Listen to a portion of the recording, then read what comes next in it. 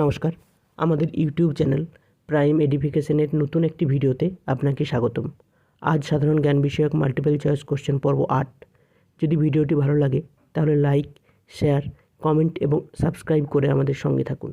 আর হ্যাঁ, বেল আইকনটি প্রেস করতে ভুলবেন না। আসুন শুরু করা যাক। প্রথম প্রশ্ন, 2018 সালে ক্যালকাটা ফুটবল লিগে কোন ক্লাব চ্যাম্পিয়ন হয়? সঠিক উত্তরটি হবে মোহনবাগান।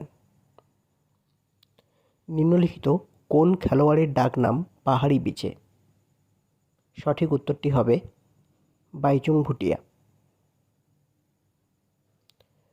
মার্গারেট নোবেল নিম্নলিখিত কার আসল নাম? সঠিক উত্তরটি হবে সিস্টার নিবেদিতা।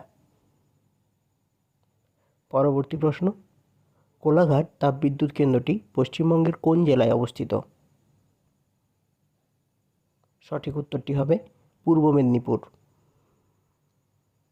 বর্তমানে পশ্চিমবঙ্গে কয়টি প্রশাসনিক বিভাগ আছে? উত্তর হবে 5। আদিনা মসজিদ কে নির্মাণ করেছিলেন?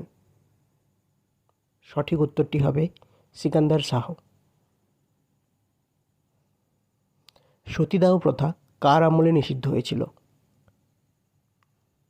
সঠিক উত্তরটি হবে লর্ড উইলিয়াম বেন্টিং। ভারতের রাজধানী কলকাতা থেকে দিল্লি স্থানান্তরিত হয় কবে? সঠিক উত্তরটি হবে 1911। কাকে রাষ্ট্রগুরু বলে অভিহিত করা হয়? উত্তর হবে সুরেন্দ্রনাথ বন্দ্যোপাধ্যায়। ভারতের 1 নম্বর জাতীয় জলপথ কোথা থেকে কোথা পর্যন্ত আছে?